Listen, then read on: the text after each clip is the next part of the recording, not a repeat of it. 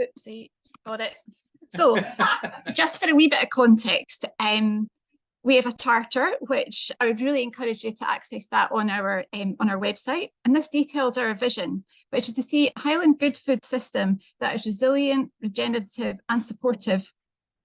That is a network of communities, farmers, crofters, food businesses and public bodies that's built on diversity, interconnectedness, fairness, and this is to enable health and well-being for all. You'll see our charter also details our purpose, our objectives, and our key principles. And all of this came from that initial conference that we had a couple of years ago. It's all of your input that helped bring that together. So I really do encourage you to check out our website and our charter, because it really does give you a really good context of what we're doing. Again, further context, we are now a registered SCO, a Scottish Charitable Incorporated Organisation, and we have a membership. We're a membership-based organisation. And you can see here, if it weren't for, maybe I'll be able to get rid of this. Yeah, there we are. We've got 185 members. So if it was hidden and then I disclosed the big number, 185 members and growing. And hopefully after today, that number will increase, because if you aren't a member, then please do sign up and join this really powerful, ambitious grassroots movement here in Highlands. And you'll be delighted that at least once in a month you will see a lovely newsletter drop into your email box, among other things. So as a SCO, we have a board of trustees, and some of these faces will be familiar to you, I'm sure. It's a fantastic mix of expertise, the really passionate people, and knowledge from various different parts of the food system.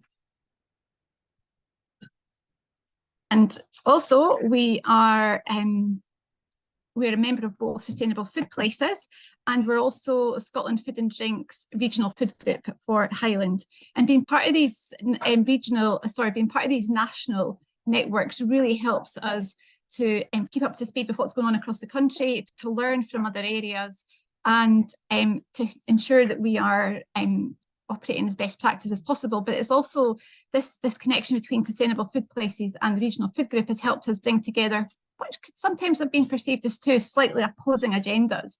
And we've been working with these two networks and shown that we're all actually working towards the very same thing. So seeing our trustees, very, very important part of the team. Another huge part of the team is our staff. So right now we've got 5 members of staff, and I'll just introduce you to each of them. You might know some of them already, but we've got Brenna, who works in the Highland Community Waste Partnership. We've got Tony, who works in community growing, and then we've got Hayley and Ellie, who are doing our comms and engagement, and then we've got Fuggle, who is our podcast host. So big shout out to our team, because that's how all of this happens. Also bring your attention to our map. This is something that came out from the conference a couple of years ago, and staff have been working with our partners in Highland Third Sector Interface to put this together. And you'll see this on our website. And there's layers and layers to this map detailing all the different community food sharing platforms, the producers, community growing, and lots of other things, from food banks to community shops and that type of thing. So I really encourage you to check out this website to find out what's going on in Highland and the diversity of stuff that's going on. And this database is for you. So do please help us to keep the whole thing up to date, because that's what makes it, that's when it is at its most valuable, for sure. So really encourage you to go and have a look at that. So one of the most important things we do is communicate, and is communication and engagement. And our podcast really is a fantastic key resource for this. And believe it or not, we're on our 4th series. And there's lots of great chat and info collected on these podcasts. And we're giving a voice to those that are working across the food sector. So I really do encourage you, if you're not already a subscriber to our podcast, to go and find us on any of the main podcast platforms and have a listen. I'm sure you're going to find something there that's interesting to you. It really does help inspire action and help build knowledge within our community.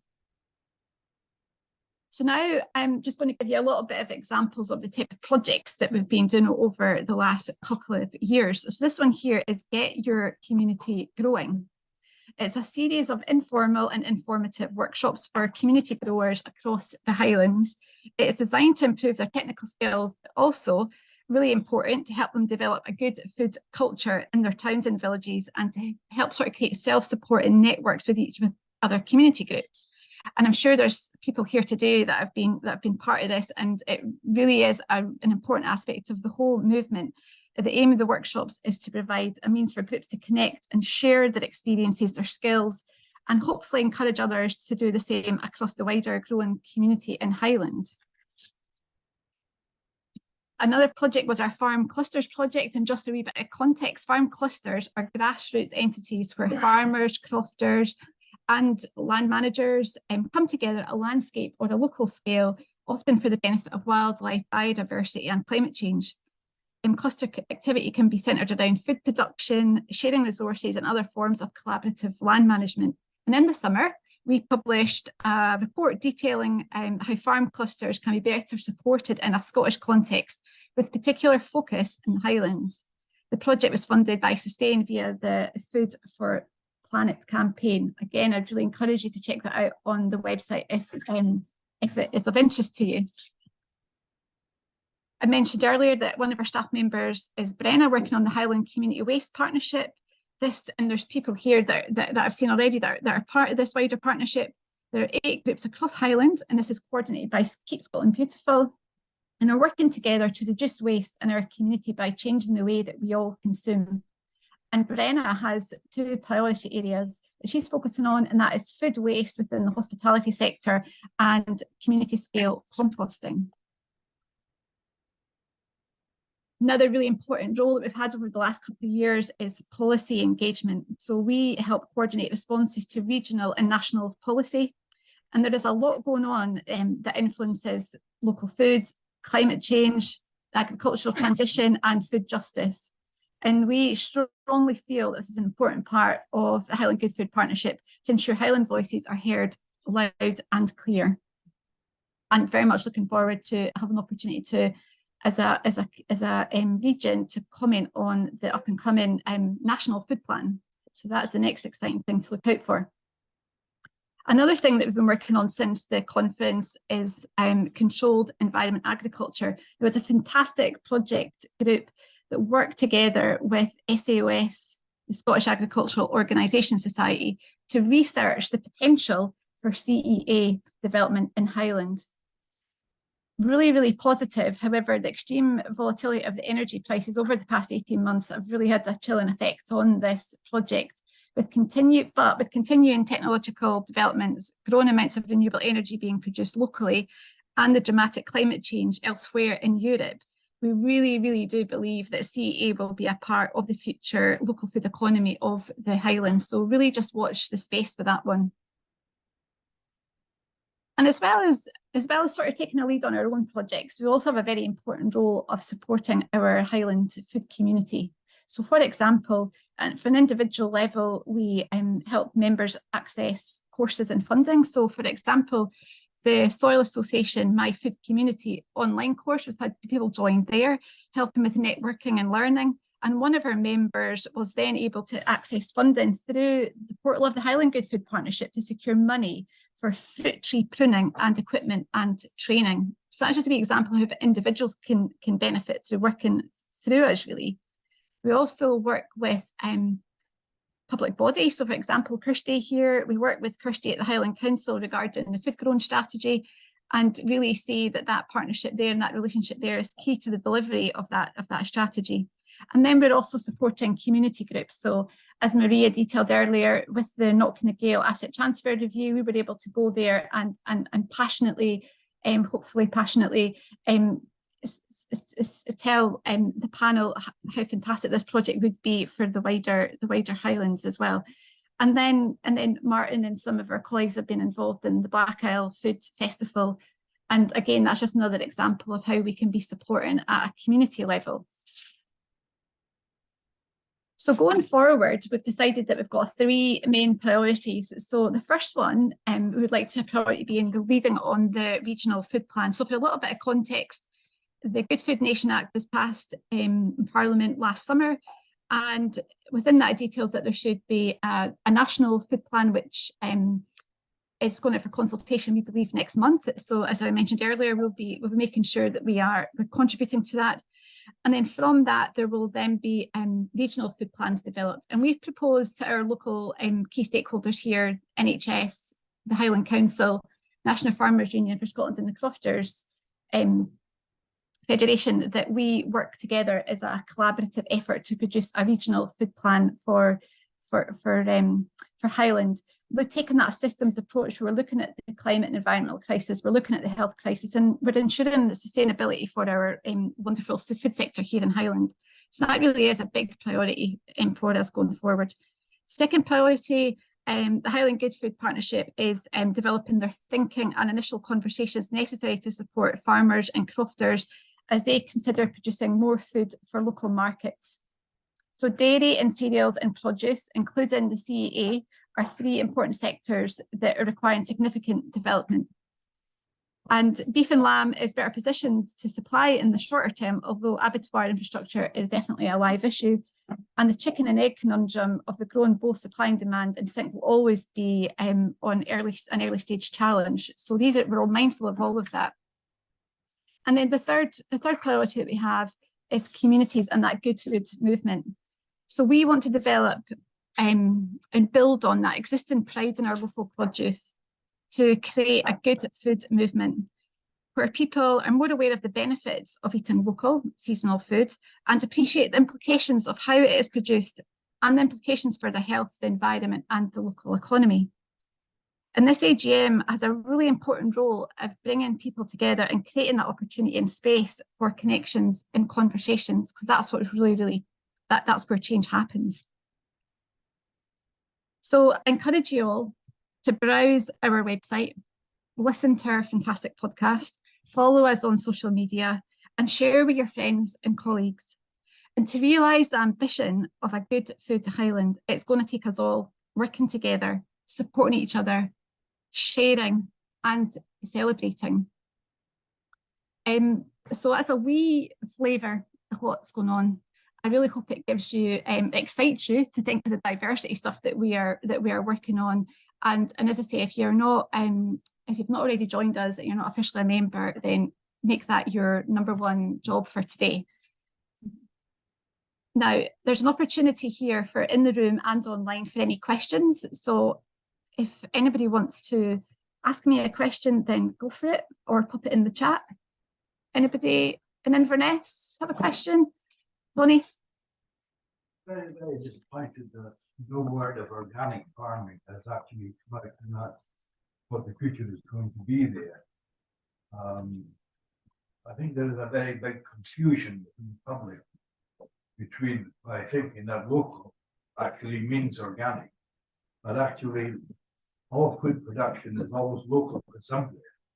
I think that to be a good food partnership, there must be something about organic farming in there. I think that's a fairly good point. Do you want to make any comments, Martin? Well, it is kind of implicit in what we do that we're looking for food production that's beneficial to the environment as well as to people consuming the food and also people working in the sector. We have sort of mulled over whether we should be specific about saying that means organic. We've thought about it a lot, yeah. And we actually thought that that could be quite divisive, and we preferred to keep it more general because, to be honest, we prefer to see people moving on a journey from wherever they are in the food production methods to something better than necessarily saying it has to be organic. Yeah, but it doesn't actually say within there that it's a move towards organic. It actually is ignoring completely the word organic. Yeah. It's definitely something that we have mulled over and over and over, and I think it's really valid to raise that point, and it's something that we're, I think, something that you can continuously revise and go back to. Sorry about the plane flying over.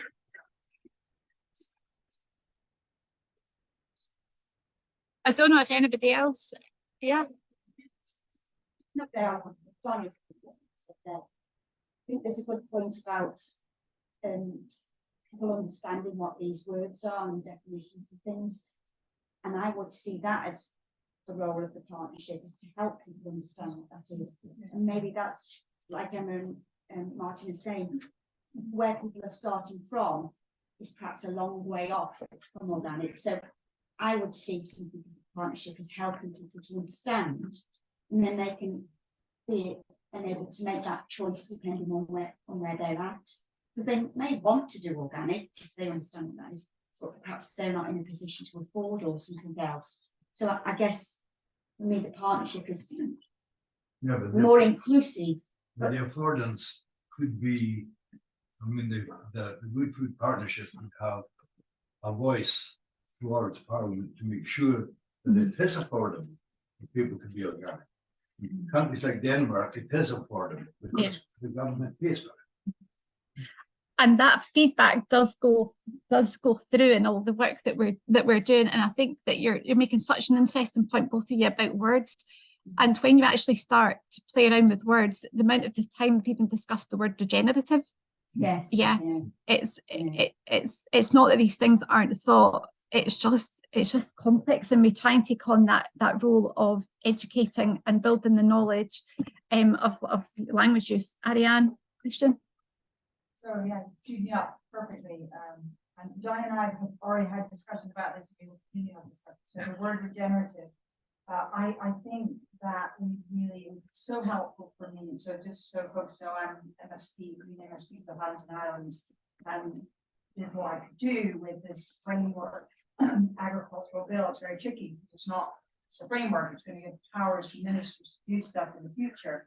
But it just came out on a Thursday, I don't know, Friday. Anyway, regenerative is going to be, it's going to be so important that we get the definition of it really clear. And when I lived in the States, I was in contact with people who were working in regenerative agriculture, and there it is different from what's going on here.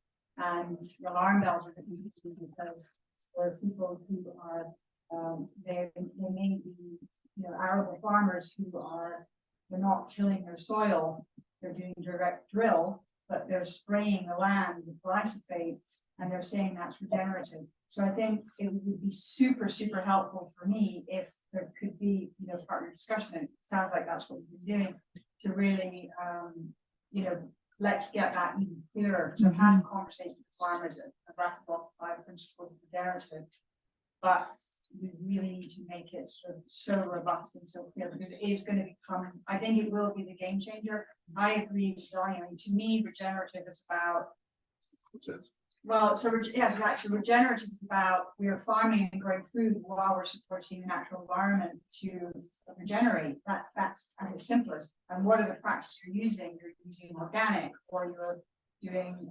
agroecology, whatever the different tools that are really genuinely not spraying chemicals, so less inputs and things like that. So that would be really super, super helpful. I think it's where it's in terms of the agricultural bill and how we can influence it. Just think that getting that definition is not necessarily so much, because that is in the bill, but all of the support payments will go to farmers in the different tiers in the schemes. You've got to have that regenerative piece really clear. And it's not just for the farmers, it's also the supply chain on both sides. That's the whole thing. Hopefully the process of us developing our regional food plan together will really help us work through a lot of that. Has anybody else got, and these are discussions we can hopefully pick up, it's only the start of them. Has anybody got any questions online, Ellie? No, anybody else in the room, or are we ready to move on? Great, well, thank you very much. So now we're moving over to Martin, who's going to give us our finances update.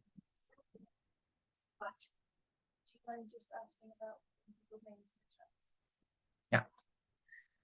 Okay, thanks, Emma. So Emma's done the interesting stuff, and I now get to do what most people would consider boring, although of course I don't. But before I get into that, I think the groups in Elfin and near Fort William and hopefully on Skye have an attendance sheet. And just in terms of minute taking, it's really important that we get those filled in. So if you could make sure that we do have details of who's been attending at those venues and the other people who've joined the call, if you could possibly put your name in the chat, and then we'll get a full record that way of everybody who's at the AGM. That would be really useful. So back to my theme, my main theme anyway, today is finance and the Treasurer's report. And I'm really not going to say a great deal about that because we wanted to keep this tight, move into lunch as quickly as we can do, and give as much time as possible to Emma's presentation.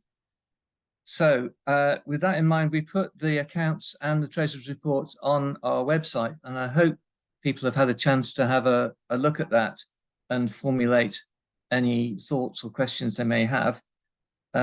Just in very quick outline, the accounts were for a 17-month period, just from the point at which we happen to be incorporated.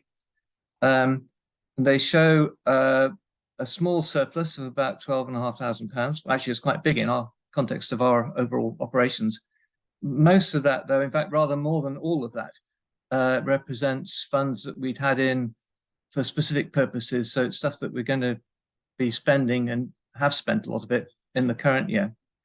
But cutting to the chase, the overall position is that all of our spending is funded and all of our funding is accounted for. So in layman's terms, we're not far off a sort of break-even situation. So I don't really want to go into any more detail about that here and now. Has anybody got any questions on the finance side?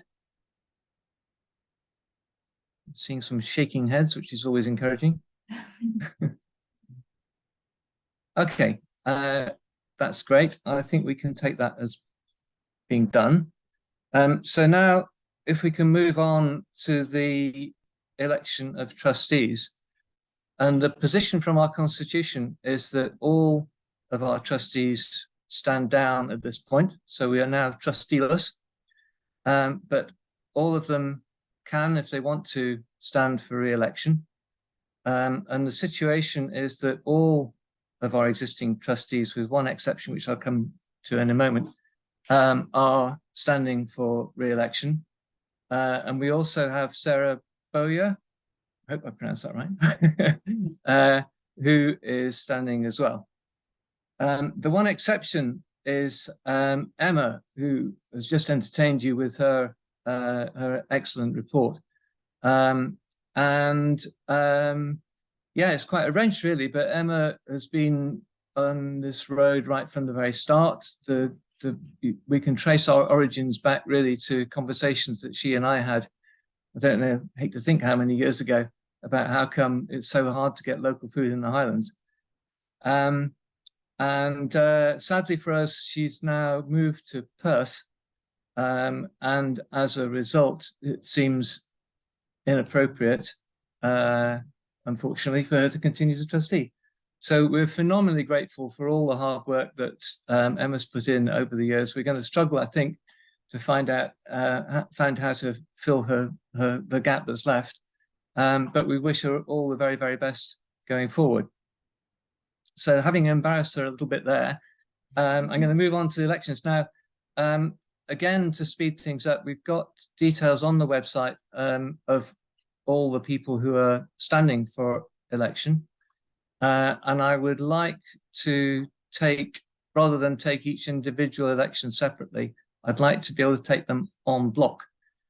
So if I can have a show of hands of anybody who objects to that way forward. I'm seeing nobody objecting to that, I think. So in that case, again, doing it back to front, because it's easier to spot hopefully a small number of hands than a large number. Does anybody object to the election of the trustees? re-election of the trustees and the election in Sarah's case. No, I think we can declare that the election is unanimous. So thank you very much for that. We now have just as many trustees as we started with. So thank you very much. The final item on the agenda, do you want to take over or shall I carry on? You look comfy there. It won't take. I've just got my things. It's barely, well, no, you better do that. But the final item on the AGM agenda is any other competent business. So the question is, does anybody have any competent business that they would like to raise?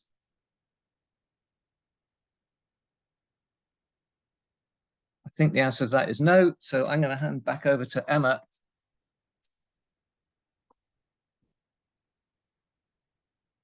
Now, one of the main reasons that we're all here is to gather and enjoy good food, make friends, have a blether. Yeah. So on that note, I would just like to share a grace with you all before we go off and enjoy a feast together. So if you'll join me. So for what we're about to receive, let us be thankful to those who have planted and tended the crops, to those who have gathered the harvest, to those who prepared it and those who served it. In sharing this meal, let us try to be truly grateful for all the good things we have and for the company of family and friends.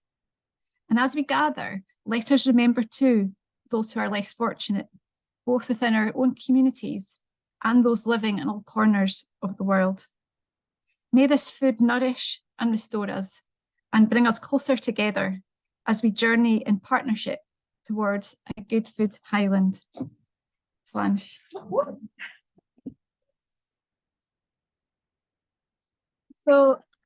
So on that note, we'll say goodbye to our lovely friends from across the Highlands. Thanks for joining us, and I really hope you all go on and have a lovely afternoon and enjoy your feast. Please do share pictures. It'd be great to get our Instagram all busy with what's going on out in the corners of Highland. So we'll disconnect our call now. We're all waving from Inverness. Bye. Thank you.